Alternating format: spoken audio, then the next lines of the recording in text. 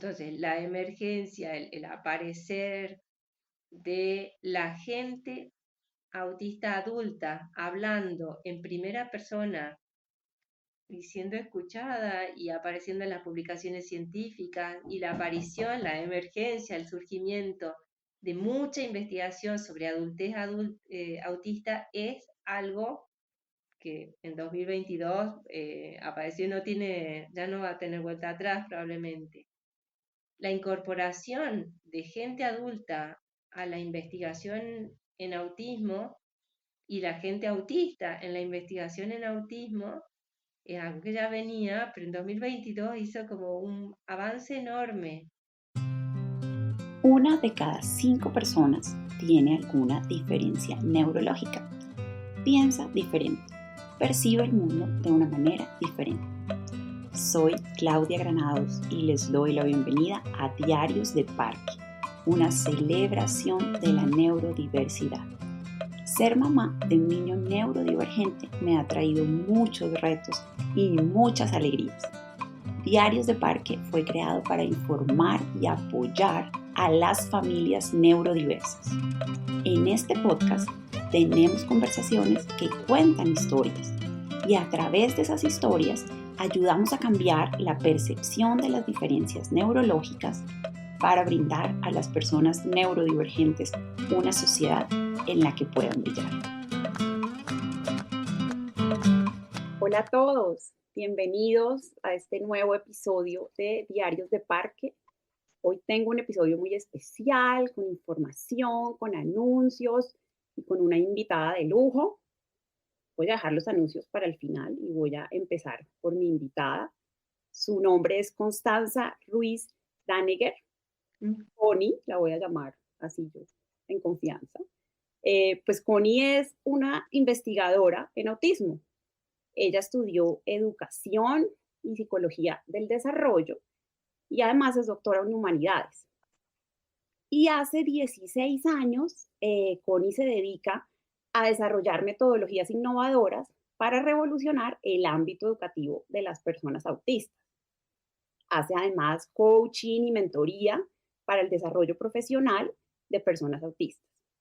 Pero además estudió música con el método Suzuki, tiene una voz muy bella, canta tangos, les dejaré por ahí unos links para que la escuchen. Es artista gráfica y es la creadora de un podcast amigo que se llama Diario de Autismo. Y además de todo eso, lo más importante es que Connie es autista ella misma, así que hoy su perspectiva nos va a permitir acercarnos al autismo en primera persona. Entonces, Connie, bienvenida a Diarios de Parque, muchas gracias por aceptar esta invitación. Hola Claudia, un gusto y bueno, me parece que muchas cosas quizás tienen sentido sabiendo que soy una persona autista y una mujer autista, yo soy una más de la comunidad, así que bueno. Bueno, se me olvidó decir que nos acompañas desde la ciudad de Salta, en el norte de la Argentina, Sí, ¿cierto? sí, el norte, en la parte andina. Muy bien. Bueno, eh, bueno, Connie, entonces empecemos. Yo tengo una primera pregunta, Ujú. pues creo que es como una pregunta muy casi que obvia y evidente para una persona con tu trayectoria. Pues quisiera que nos contaras cómo es eso de ser una investigadora autista y que investiga sobre autismo en América Latina. Mm. Bueno,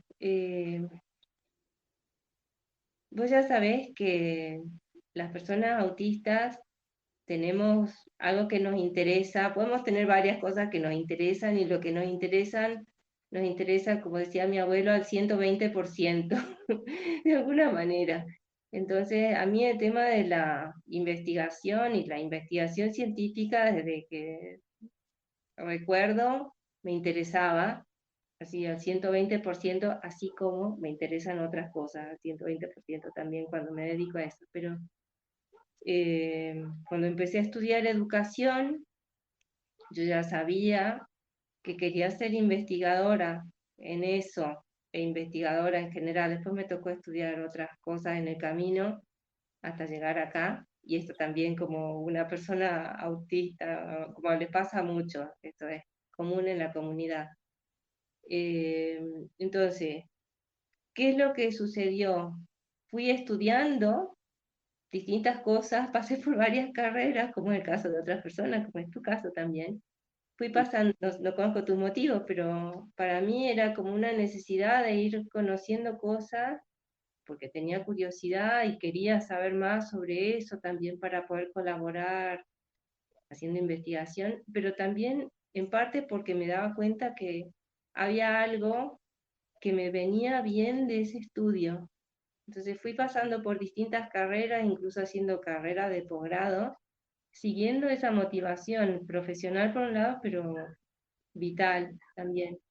Eso lo puedo ver en retrospectiva desde hace algún tiempo.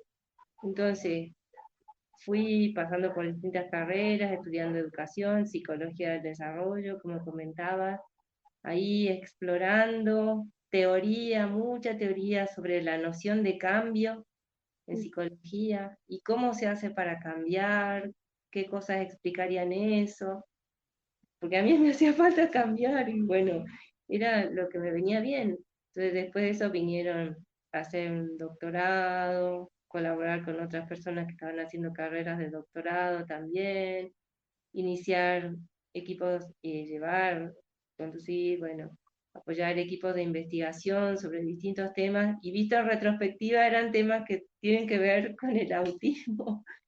Aunque yo no decía en ese momento, estamos haciendo cosas en relación con el autismo, era eso. Y llegó un momento, a ver, en medio pasó también que hace mucho, en 2005 yo estaba en Madrid estudiando psicología del desarrollo y de la educación, y hubo una tesis doctoral sobre síndrome de Asperger.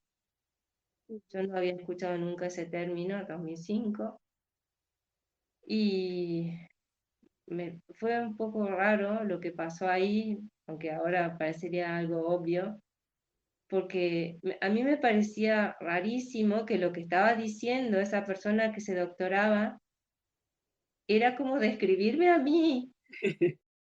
Y yo pensaba, qué raro esto, a las demás personas no les pasa esto. Era un poco una cosa, esa fue una ficha que históricamente quedó ahí, no cerraba, así como había otra que después cuando me pude dar cuenta que yo estaba dentro del espectro autista, bueno, tuvo sentido igual que otras cosas, pero bueno, pasó eso y pasaron muchas cosas hasta que en el año 2017 estábamos ya haciendo aquí en Salta un proyecto de detección temprana de autismo, o sea, ya con todas las letras, estaba el autismo ahí, pero el autismo allá y yo acá, ¿no? Supuesta, pero había fichas juntándose de toda la historia, digamos, y un día me di cuenta que yo, sí, tenía que ser, y cayeron todas las fichas juntas, y a partir de ahí exploración, autoidentificación, después, bueno, y así llegamos hasta ahora. Ok, o sea, se fue juntando como las piezas del rompecabezas. De rompecabezas Ok, de cosas que no encajaban, pero bueno, es que no había, todavía no estaba claro que existía ese rompecabezas, y yo pensaba que solo me pasaban a mí ciertas cosas, y resulta que había mucha otra gente que cada persona pensaba que solo le pasaba a ella. ok. ¿Y cómo es ese proceso de identificación en la adultez? ¿Cómo lo viviste? ¿Cómo lo recuerdas? Está bien que me hagas las dos preguntas, cómo lo viví yo, porque cada persona lo vive de manera diferente, hay gente que hay que ver qué es lo que te lleva a eso, distintas cosas. Eh, para mí formó parte de ese proceso de búsqueda personal, de comprenderme a mí misma para cuidar de mí misma de forma apropiada y también como parte del proceso de, ¿cómo decirlo? Un proceso de comprensión para quererte a vos misma como sos y de estar O sea, no es que yo no estuviera contenta de mí misma, era como que, por un lado, me gustaba como era, pero me daba cuenta que era rara, era como, había cosas que no cuadraban con nada y no se podían ni decir, no se podían ni decir, o sea, si ahora pasa que hay cosas que la gente dice y escandaliza, sencillamente, porque las otras personas no conocen cómo es ser así, entonces me parece esto es una locura, ¿cómo va a ser? No, es que se procesa diferente, se siente diferente, el razonamiento es diferente, entonces lo que es obvio para una persona no es obvio para la otra, por Claro, ejemplo. ok. Pero en tu caso era como una, digamos, tú tenías mucha información. Sí, de hecho fui saliendo adelante en la vida y pudiendo progresar en muchos sentidos, eh, con más desafíos que lo que tenían las otras personas probablemente, en algunos sentidos. Todas las personas tenemos desafíos, pero teniendo algunos desafíos ocultos, digamos, ocultos hasta para mí misma, porque no me podía dar cuenta de la envergadura de ciertas cosas, probablemente. Pero el caso es que fui saliendo adelante de ciertas cosas por la vía del estudio. Entonces, cosas que la gente de mi edad y condición, ritmo de vida, trabajo, etcétera, hacía con flexibilidad y como naturalmente, digamos, espontáneamente, o después de una vida haciendo una trayectoria y sin planteárselo, yo necesitaba estudiar sobre esas cosas para tratar de darme cuenta a tiempo o saber qué hacer, porque no me salía espontáneo. Hasta ahora me sigue pasando que tengo que ser como estudiosa, especialmente de temas sociales, etcétera, para poder desenvolverme. Ok. Ese estudio del que hablabas ahorita, yo vi algo sobre eso, no sé si nos puedes contar porque me parece que es una cosa muy bonita que hicieron ustedes en Salta. ¿Nos Mm, puedes contar un poquito de qué se trataba? Porque es como por esa época y con mm, todo ese conocimiento que estabas aplicando a ese estudio, que empiezas a entender también lo que pasaba contigo misma. Entonces, ¿nos puedes contar un sí. poquito de ese estudio Mm. para tenernos como una idea, un sabor, pues, de qué es lo que estaban haciendo en ese estudio? Hicimos varios proyectos y en esos proyectos lo que pasó también, y eso es lindo en retrospectiva, que hubo gente que se formó ahí, algunas personas se iniciaron en la investigación oficialmente, digamos, algunas personas a quienes ayudé y otras personas que tuvieron la dirección de otros investigadores hicieron tesis doctorales, alguna persona incluso hizo la tesis en Europa y después volvió para seguir trabajando en el equipo. Bueno, así hubo distintas trayectorias, pero esos equipos de trabajo pasaban, por ejemplo, por el tema del el desarrollo de las conductas prosociales en la infancia, es justamente uno de los temas que tuvimos en la previa de esta conversación, te comentaba que hay un podcast que estoy haciendo sobre generosidad y autismo. Bueno, la generosidad es una conducta prosocial y está bueno que se la estudie en autismo porque sí estuvimos trabajando sobre eso y sí hay mucha tela ahí.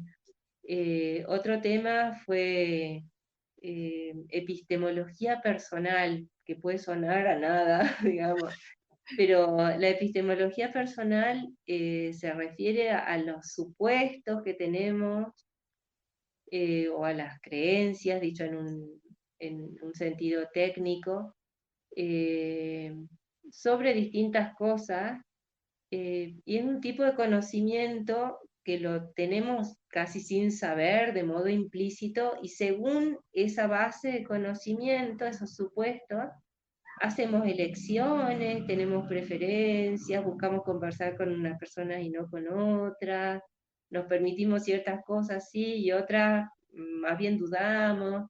Todo eso está dentro de ese campo grande de la epistemología personal. Entonces, hay un trabajo, por ejemplo, que está disponible de libre acceso en línea, que es sobre epistemología sobre el autismo, que se refiere, está un poco en clave porque fue leído en unas jornadas de filosofía, pero se refiere a distintas claves de comprensión que podrían postularse para entender en qué consiste la noción de autismo que tienen distintas personas. Entendiendo eso se podría entender por qué a veces es un poco complicado, digamos, complejo, y complicado a veces también, conversar sobre autismo entre distintas personas, porque cada persona tiene su base epistemológica para hablar sobre autismo. Entonces quizás usan la palabra autismo, pero se están refiriendo a distintas cosas que tienen que ver con sus supuestos.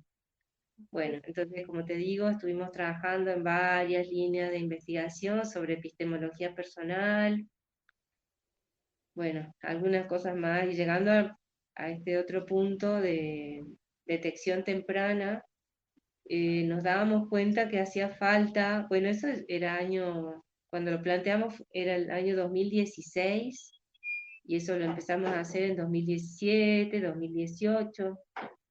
Nos dábamos cuenta que hacía falta un enfoque contextualmente válido para trabajar en temas de detección temprana, que no basta tener una prueba y traducirla, o más todavía que esté traducirla y usar cualquier cosa, sino que hay que pasarlo también, por lo menos que la traducción sea una traducción cercana eh, a la población a la que la va a aplicar, eso de entrada, pero hay que ver también si ese instrumento es contextualmente, culturalmente válido, contando también que podría haber a nivel local, en las culturas y contextos locales, elementos para comprender el autismo a nivel global, a los cuales la investigación todavía no accedió porque podrían tener su origen aquí, justamente, a nivel local.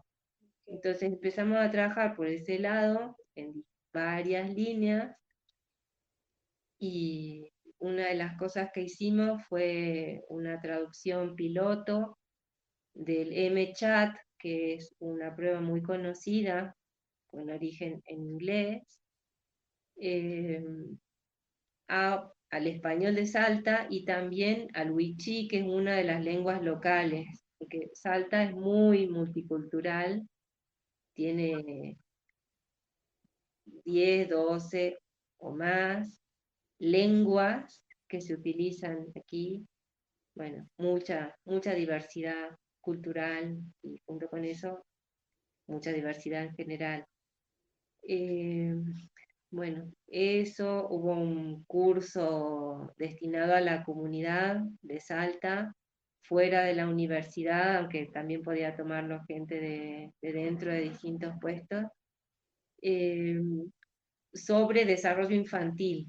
Fue un curso de promoción de miradas sobre el desarrollo infantil y participó, hay gente que no era de la universidad, perfiles de profesionales, complementando a los de profesores universitarios, profesoras universitarias, y de distintas carreras, de medicina, educación y enfermería, que es un área que no suele convocarse demasiado, pero que es muy importante también. No nos dábamos cuenta a veces, bueno, íbamos haciendo como mejor podíamos, tratando de inventar lo que hacía falta, pero también teniendo en cuenta lo último disponible a nivel global y haciéndolo como nos daban los recursos, que eso es otra cuestión. Entonces hicimos unas sesiones de cine adaptado, dirían ahora. Ahora se usan muchos términos, pero en ese entonces no, no se usaba nada, solo lo hacíamos. Y, estuvo bueno también porque en ese proyecto estaba yo misma y había otra persona de neurotipo autista, había como, bueno, eso estuvo bien. Y muy importante, me hace clic lo que cuentas porque, claro, mucho de lo que tenemos hoy, sobre todo en detección temprana, que es de pronto donde yo tengo alguna experiencia personal y Sí, yo me he encontrado como llenando unos cuestionarios Y digo, no aplica, no aplica, no aplica, no aplica, como esto. Aplica o también hay que ver desde el punto de vista, cuando una persona está pasando una prueba de detección temprana, está en una situación en la cual hay muchos factores y la persona eh, no se está sintiendo demasiado bien, quizás por algo está ahí haciendo eso y está con una inquietud, está con una preocupación quizás. Y junto con eso puede haber bastantes situaciones personales, familiares, de mal dormir, muchas cosas puede haber ahí. Bueno, entonces te preguntan, por ejemplo, no es lo mismo una persona que vive en condiciones un poco estándar, podríamos decir, en un lugar del primer mundo, como se dice aquí, a que le hagas la misma pregunta a una persona que vive una familia entera en una habitación. No es igual. Entonces, las preguntas también tienen que culturalmente, contextualmente, poder estar a disposición de que la persona pueda responder en relación con la conducta por la que se está preguntando y que sea apropiado, pero también bueno, eso se entiende, que la persona en su contexto se la pueda atender como para que la respuesta que da sea una respuesta en las mejores condiciones para que esa persona pueda dar una respuesta válida. Ese sería uno de los puntos. Sí, no, importantísimo eso, eso que dices y sospecho que hay mucho por avanzar ahí Mm, en los contextos de América Latina, pero sé que ya sí. hay un grupo de personas trabajando juiciosamente en eso. Pero ese es otro episodio, Connie. Ahora Otro quería, medio, pero de esto destacar también que hay cosas que podrían encontrarse aquí claro, que podrían ser nuevas respecto del conocimiento que hace falta aportar a otros lugares y que se encontraría en otros lugares si se replicara ahí quizás. claro, claro, no, súper importante eso, esa reflexión. Eh, y creo que esto que dices se relaciona también con mi siguiente pregunta, porque sé que estás como preparando a un webinar pronto sobre un cambio fundamental que el 2022 nos dejó en el tema de autismo. Y quisiera Mm, que nos contaras un poquito de eso, porque sé que ahí hay algo muy importante que está como sucediendo en este momento mm. y que tiene que ver con esto que hablábamos anteriormente de entender el autismo en contexto. Sí, la palabra contexto, primero, el contexto de ese webinar es lo que estamos haciendo y que tiene, o sea, la forma y el contenido, el contenedor y el contenido tienen que ver. Y es también como un cambio que tocaba, es una propuesta que tocaba en relación con todo lo que está sucediendo.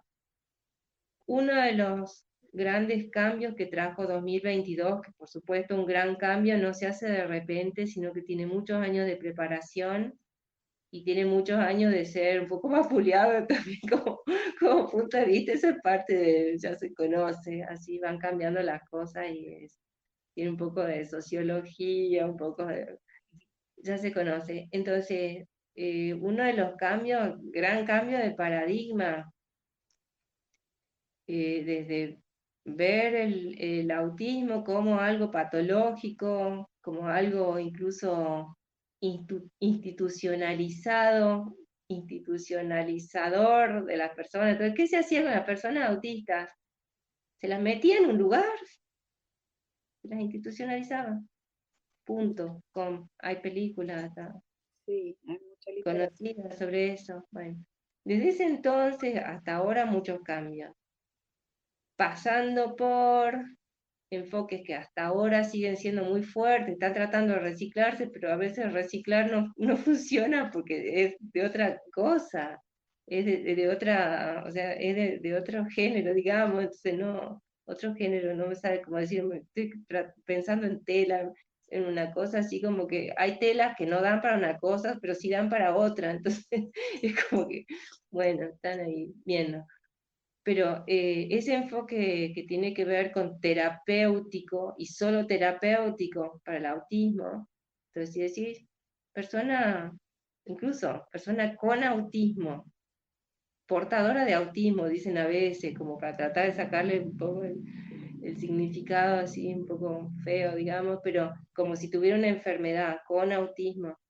Bueno, desde hace un tiempo en algunos lugares se prefiere decir, o algunas personas prefieren decir, como para sentirse más cómodas con este otro punto de vista, persona autista como una condición de vida que no tiene por qué estar mal de por sí, Claro. porque desde el otro punto de vista se da como por sentado que el autismo es algo que hay que quitar algo o hay que modificar algo. Bueno, ese es un punto de vista. El otro punto de vista que puede ser expresado tiene en cuenta que el autismo es una de las formas de la diversidad humana y como perfil es no un perfil, sino un montón de perfiles posibles. Pero en todo caso es un perfil que tiene aspectos que pueden necesitar ayudas y apoyos específicos, como los otros perfiles de otros neurotipos también también necesitarían, que eso es una parte de la que no se habla a veces, pero bueno, pero también con fortalezas específicas. Entonces, ese cambio de consideración tiene muchas consecuencias. Y ese cambio que se venía haciendo en 2022 se visibilizó muchísimo. Esa es una cuestión. Otra cuestión, más que cuestión, tema, es como un ámbito, la existencia en todos los sentidos de la gente adulta. Y esto, o sea, una vez es una obviedad, pero no era una obviedad, incluso ahora se sigue hablando a veces el niño autista, o sea, vos decís, no, ¿de qué estamos hablando, por favor? O sea, es como una especie de reducción de autismo a el niño, se dice a veces, es un niño autista, como si hubiera un prototipo de cómo son los niños, ¿no? No son los niños, sino el niño autista. Bueno, y niño, varón, y en la niñez, infancia o niñez, y como si el autismo fuera algo solo de la niñez. Como consecuencia de eso, muchas veces la gente que tiene esa forma de concebir las cosas sigue tratando a la gente autista como si fuera una persona de la ¿Mm? niñez, aunque tenga 80 años. Entonces, es la infantilización, que es algo que a uno le podría hacer gracia, pero en realidad no da para que le haga gracia. Entonces, la emergencia, el aparecer de la gente autista adulta hablando en primera persona y siendo escuchada y apareciendo en las publicaciones científicas y la aparición, la emergencia, el surgimiento de mucha investigación sobre adultez autista es algo que en 2022 apareció y ya no va a tener vuelta atrás probablemente. La incorporación de gente adulta a la investigación en autismo y la gente autista en la investigación en autismo es algo que ya venía, pero en 2022 hizo como un avance enorme. Como que alguien que hoy, 2023, no sé, entra a un buscador de revistas científicas, lo que sea, y busca eh, investigación en autismo, Mm, hoy va a encontrar una mayor cantidad de documentos sí, académicos de investigación sobre el tema en el cual ya no solo están como la comunidad médica o alguien desde fuera mirando el autismo, sí, sino que las mismas personas que investigan son personas adultas, autistas, sí, que se han formado y que han aprendido autismo. O sea, ahí eso es un cambio fundamental, sí, ¿cierto? La mirada ya es diferente porque incluye esa mirada en primera persona mm, del que investiga. sí, Ya no es como desde afuera, sino que le da una perspectiva diferente a cómo se investiga, me imagino. sí. Igual hay muchas cosas ahí, estamos en una transición, hay una cuestión que es generacional y, y eso Claro. es lógico. hay más temas, muchos más temas. Por ejemplo, la historia del autismo, que venía siendo como una historia estándar, con unas figuras estándar, incluso en los comienzos, como los pioneros del autismo fueron tal y cual, .com, se Sí. dice por acá. Eh, y la gente que investiga, las investigadores en esa parte, en historia del autismo, están encontrando que hubo más personas, que la cosa es más compleja, que no es que podrían haber sido las cosas de otra manera, sí, quizás las cosas fueron de otra manera. Y ahora Sí, no, hay cuestiones que están pasando ahora que, por ejemplo, tienen que ver con el diagnóstico, con los instrumentos de diagnóstico, ciertas consideraciones, incluso las consecuencias que eso tiene para que se investigue, por ejemplo, en mujeres, en el campo de mujeres y autismo, o divergencia de género y autismo, tiene que ver con instrumentos diagnósticos, sí. ¿Y de dónde puede venir eso? De ese origen histórico. Ese es un tema. Después hay otras cosas que tienen que ver con cómo son los estudios de laboratorio, idas y vueltas que tuvieron grandes estudios en genética y con toda una conversación detrás de eso que hizo avanzar algunas cosas también, avances en relación con formas de autismo. Acá estoy diciendo, lo estoy tratando lo iba a decir de una manera, pero vamos de otra. Se está avanzando a que podría haber subtipos de autismo que deben ser estudiados especialmente y se está avanzando en eso también, que puede tener muchas implicaciones y que es bastante especializado. En metodologías, muchísimos avances. muy interesante pero además también como esperanzador que hay, que está cambiando la cosa, que hay otras miradas, Sí, hay otras ¿cierto? miradas y miradas también nuevas para la práctica. A mí me Claro. toca un poco eso porque yo soy educadora y soy orientadora y soy coach, esas cosas. Así que hace un tiempo decir coach en autismo, de hecho el año pasado la gente me mira, o sea, yo decía coaching en autismo y me miraban como diciendo, ¿qué estás diciendo? Eso no me suena muy bien, ¿qué será eso? ¿Qué será eso? O si a la gente autista solo se puede hacer terapia, ¿cómo va a ser coaching? Pero sí es un campo, tienes que especializarte y está bien, hay que tener en cuenta bastantes cosas, pero está Hay bien, otra forma de se abordar. puede ayudar de esa manera.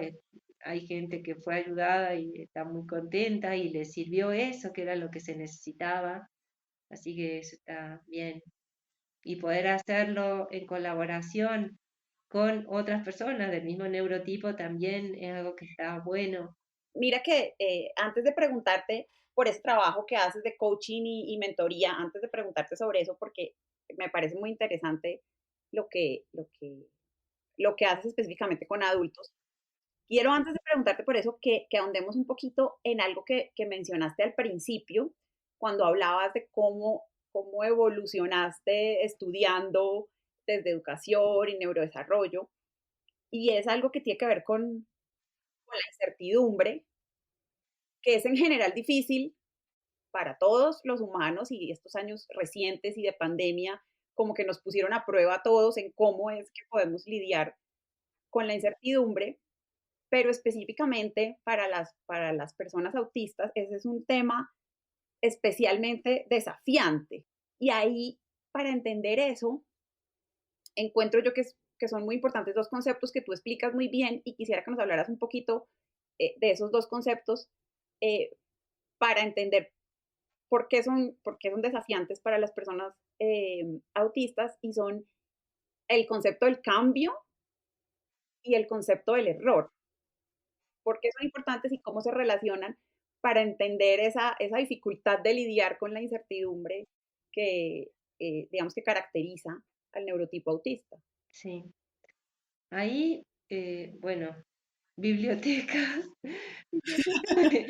bibliotecas físicamente me vienen a la memoria y estoy recordando dos cosas. Eh, uno, una cosa que me pasó en 2004 y otra cosa que me pasó en 2012, dos Ajá, escenarios. En 2004 estaba, me acuerdo perfectamente, estaba frente a una computadora y leí la frase: comete siempre nuevos errores. Casi me caí de la silla porque no entendí, no entendí, o sea, no entendí en todo el sentido y me movilizó absolutamente porque eh, comete siempre nuevos errores no tenía sentido para mí y cambiaba todo lo que yo sabía. Y o la frase estaba mal o yo tenía que hacer algo, porque soy autista, o sea, no es que las cosas me resulten indiferentes, no sé si me hago entender de alguna manera.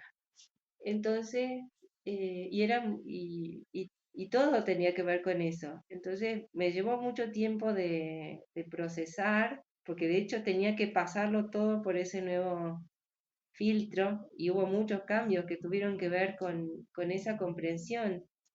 Eh, Esa es una escena. Como te digo, otra escena fue en 2012. Yo estaba a full ya en ese momento haciendo estaba trabajando sobre la tesis doctoral, era en otra universidad, estaba en Barcelona, en la Universidad de Barcelona, en la biblioteca y estudiando sobre teoría del cambio y encontrando el sentido que tenía esa frase y muchas otras cosas en relación con lo que te comentaba recién de la epistemología personal. Entonces, la epistemología personal se la puede estudiar de distintas maneras, pero la manera que a mí me resultó útil, podríamos decir, y que avancé por ese lado buscando distintas piezas, porque hacía falta ver cosas que estaban dispersas, fue ver el desarrollo epistemológico, cómo cambia la epistemología de una persona. O sea, lo estudié súper teórico, tú, porque ese fue el camino que tuve que seguir, pero fue útil para mí para entender cómo se podía cambiar e ir flexibilizando, viendo también qué es lo que decían los teóricos, las teóricas, y qué es lo que le pasaba a la gente, como ejemplo, para ver cómo se podía ir cambiando en el sentido de ir flexibilizando el propio punto de vista para hacerlo compatible con que otras personas pueden tener razón y yo puedo estar equivocada. Que hace que yo misma puedo, o sea, porque uno lo puede decir en un sentido, bueno, sí, pero que se convierta en un supuesto, en una creencia, en el sentido de creencia epistemológica, hay un trecho ahí. Entonces, a mí me ayudó, como suele pasar en estos casos, que estudiar y por la vía por esa vía racional, entender y aprender de a poquito y con ejemplos, contraejemplos, y eso también experimentando en la vida, eh, poder cambiar. O sea, no es fácil cambiar. A mí me cuesta más, pero por eso en esos estudios se ve que en general a las personas les cuesta, pues ahí, bueno, esto ya daría para varios episodios. Eh, en todo caso, este tema de la incertidumbre sigue siendo un tema que es un temazo porque tiene que ver con cuestiones que tienen que ver con racionalidad en sentido estricto, pero también con aspectos perceptuales y sensoriales incluso. Voy a dar un ejemplo de una investigación que salió el año pasado, creo que salió el año pasado, en todo caso, estoy casi segura, pero lo podemos chequear. Eh, Sobre, bueno, la incertidumbre tiene muchísimas aristas. Por ejemplo, cuando un arquero está por patearle un penal, ahora que tenemos el mundial cerca, están por patear un penal y entonces para dónde va? Hay una incertidumbre absoluta, ¿para dónde va a ir la pelota? Entonces, según para dónde vaya, el arquero tiene que hacer algo y tiene que ser rápido de reflejo para jugar con la incertidumbre y tirarse o sea, de todas las posibilidades, hacer la más probable en relación con cómo va la, la incertidumbre o certidumbre en ese caso.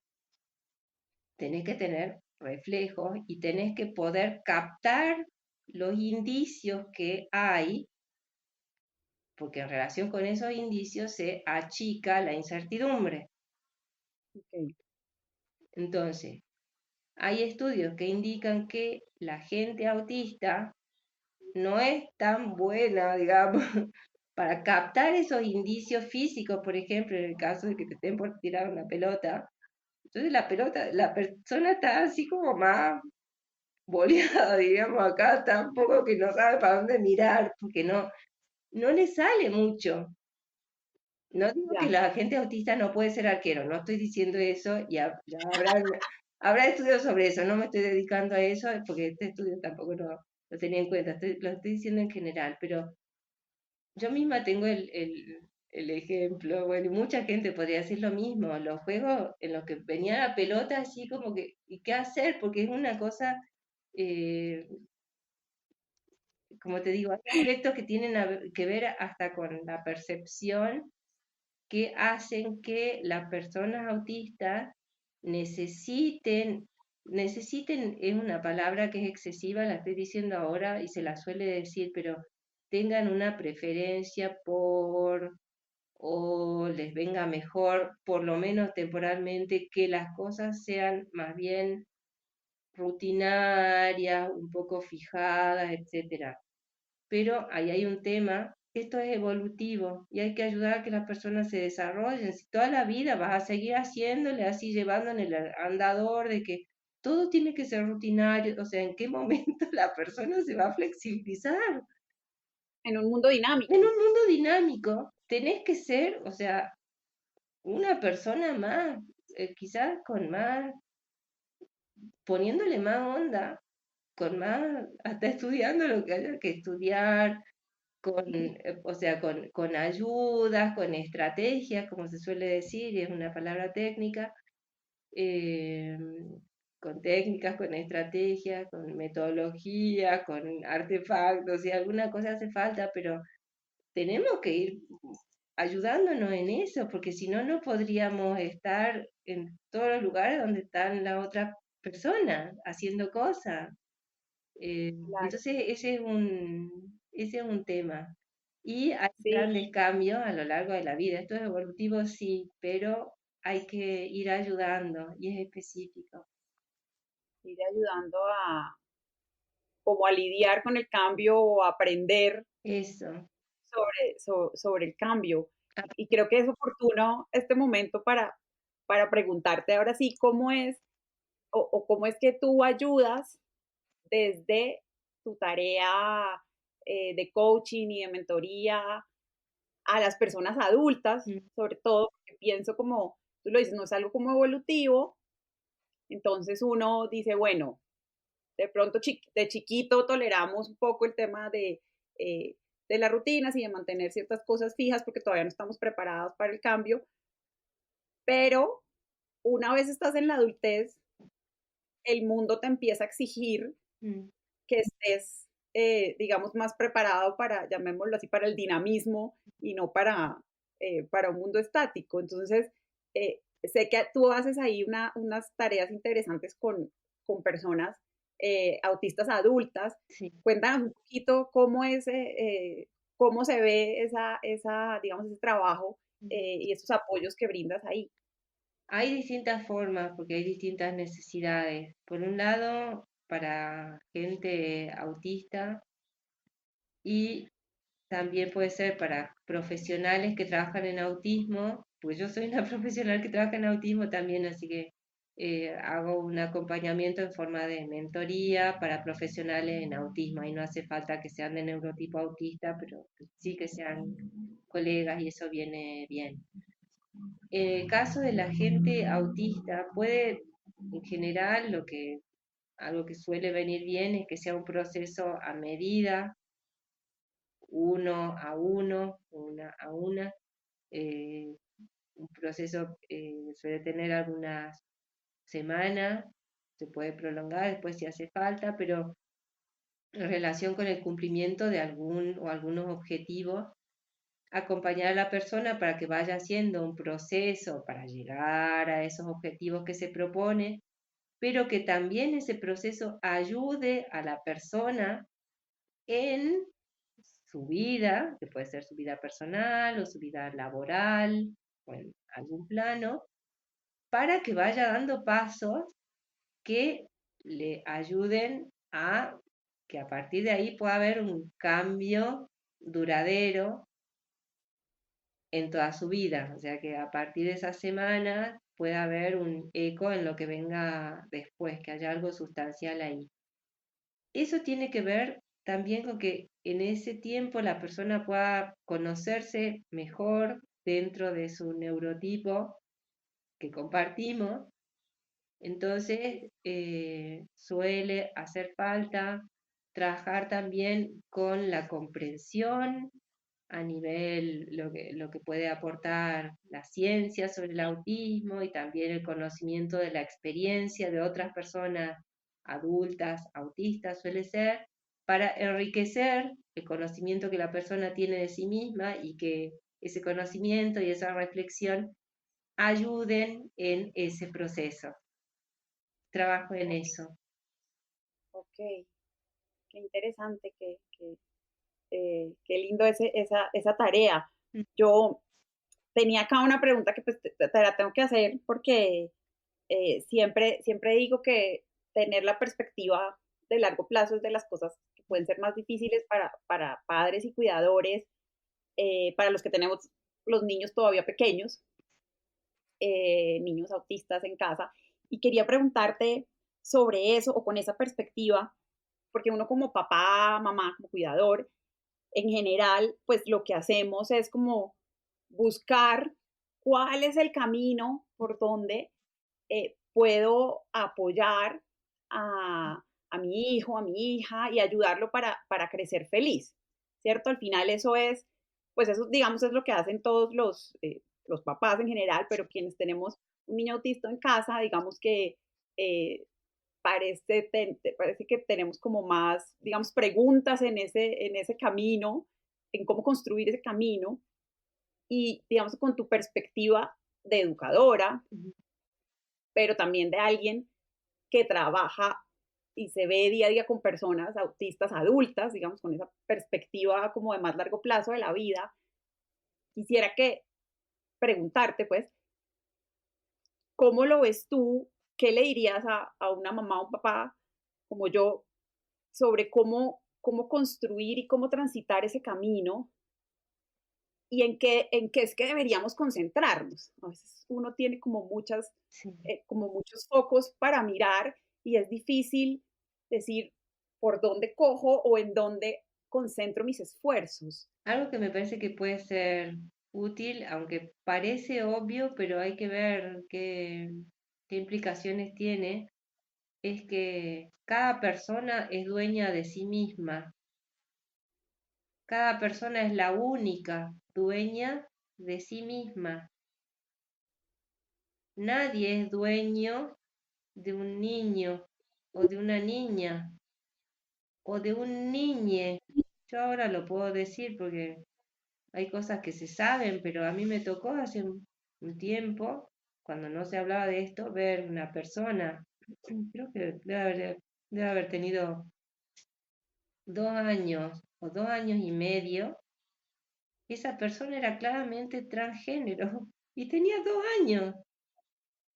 Bueno, ahora eso ya sería otro campo, pero a lo que voy es que esa persona es dueña de sí misma. En esa situación, por supuesto, eh, la vida y la evolución de la especie humana lleva a que las personas tenemos un largo periodo de infancia y adolescencia en el cual estamos en una familia, tenemos una crianza que es larga, etcétera. Entonces, esa persona tiene un largo camino hacia la autonomía, mucho más grande ese periodo que lo que pasa en otras especies animales, pero esa persona sigue, o sea, es dueña de sí misma y eso se va a ver más a largo plazo. Pero tener en cuenta eso puede ser de utilidad porque esa persona tiene que poder desarrollarse de forma autónoma y comprenderse a sí misma y quererse como es y comprender cuáles son las cosas que le apasionan y las cosas en las que necesita ayuda, que quizá va a necesitar ayuda ahora y no van a ser su punto fuerte a lo largo de la vida, aunque podría dedicarse a eso si quisiera y le pone onda, digamos, y le pone muchas horas de práctica y estudia mucho, podría hacerlo así, pero tendría que ser su decisión o estar de acuerdo con hacer eso.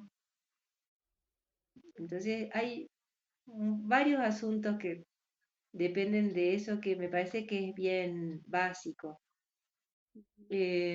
Después, algo que puede resultar de utilidad es que, y te agradezco que vos hayas mencionado que yo soy educadora, ese es mi punto de vista preferido, podríamos decir, muchas veces, y el que suele salirme de base. Entonces, eh, hay cosas, y somos seres humanos, eh, que no van a hay cosas que no van a salir solas, necesitan de la educación. No me estoy refiriendo a la escuela, necesariamente, por lo menos. Me estoy refiriendo al proceso humano de educar, de promover el aprendizaje de forma intencional, que eso puede tener distintos ámbitos y hay muchas cuestiones ahí. Eh, pero no, de hecho, ¿por qué hace falta que haya educación? Porque no sucederían si no hubiera alguien que estuviera para educar. No estoy diciendo enseñar, porque hay palabras, o sea, puede ser con enseñanza, pero puede haber, hay muchas palabras acá en juego que significan cosas específicas. Puede haber escuela, puede haber enseñanza, puede haber distintas cuestiones, pero educación. Se necesita de una educación que sea adecuada. No necesariamente ese es mi punto de vista y podría sentarme con toda la tranquilidad del mundo a conversar con gente que no esté de acuerdo conmigo, porque hay gente que no está de acuerdo conmigo y está bien. eh, Gente que solo hace terapias o solo piensa que solo puede haber terapias para la gente autista. Yo más bien pienso que la gente autista podría en algunos casos necesitar terapia, no es que no necesite, pero de por sí no necesita terapia, no, podría llegar a necesitar, sí, como cualquier otra persona, unas No, eso es terapias que cierto. sean apropiadas. Entonces, nos concentramos en promover autonomía y el aprendizaje o la educación. Sí, educación en el sentido de que haya mejoramiento Ajá. de la persona, No en el sentido de aprender de aprender muchas en el cosas. sentido de la escolarización o de ser como una enciclopedia, depende de muchas cosas, porque hay gente que tiende a ser como una enciclopedia, pase lo que pase, digamos. A mucha gente autista le pasa eso, que es como esa niña o ese niño, ese niñe que anda por la vida y es como una enciclopedia incluso hablante, o que no habla, pero vos, o sea, si tuviera, y eso es interesante, si tuviera la forma de comunicarse y poder decir lo que sabes, que sabría una cantidad, podría demostrar que sabe una cantidad de cosas que lo otro, porque él tiene que ver con su forma de procesar, la forma de memoria que tiene. Puede pasar eso, y eso tiene que ver con mucho aprendizaje, memoria, por supuesto. Pero educación, no tan solo eso, o pasar exámenes, no me estoy refiriendo a eso, sino a una forma de mejoramiento que tiene que ver con la vida, con la adaptación a la vida, con el saber resolver problemas, con el darte cuenta de qué cosas hay que resolver, qué cosas se pueden mejorar, con tratar de ser lo que se dice a veces, como tratar de ser una mejor persona cada día, tratar de aprender cómo ser más vos mismo respecto a tus decisiones, porque a veces hacemos lo que vamos pudiendo, pero también vamos aprendiendo en eso. Aprender a lo que a veces hay palabras que antes no antes se decía, después se dejaron de decir y ahora se dicen como en otro contexto. Se habla ahora de nuevo de las virtudes.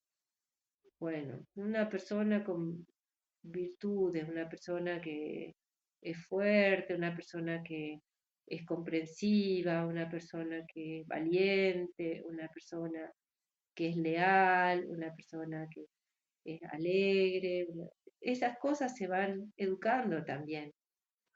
Tenemos un anuncio aquí que hacer y ya va llegando la hora del anuncio, entonces te voy a dejar a ti Genial. para que nos cuentes de qué se trata. Gracias. Es un anuncio por dos, en realidad. Sí, Por dos o por tres, pero vamos, eh, estamos abriendo las puertas, en realidad ya están abiertas, aunque son las puertas online, a NC3, que es un centro de atención en autismo al servicio de gente autista, hecho por profesionales dentro del espectro autista. Eso puede ser de utilidad y también puede ser de utilidad para la gente dentro del espectro autista que sea profesional, podría colaborar con nuestro centro, entonces acercarse. Eso, dentro de ese marco, hacemos coaching, distintas formas de counseling y más cosas, desde Zumba, por ejemplo, estamos dando clases de Zumba, en Colombia saben perfectamente de qué se trata esto. Bueno, sí. bueno, cosas que pueden resultar útiles a distintas personas. Eh, y el pez volador, que es un proyecto que viene desde hace muchos años, que es un proyecto educativo en relación con el desarrollo, o sea, es educación para el desarrollo, por medio de el arte, el juego, la ficción y también la ciencia y la iniciación en la ciencia. Eso lo hacemos desde hace años y estamos retomando ese trabajo. Entonces, el pez volador, segundo, y lo tercero es el trabajo aquí detrás, justo tengo el logo del Serena, que es el Centro de Referencia en Autismo, que es nuestro ámbito de investigación y de trabajo en autismo.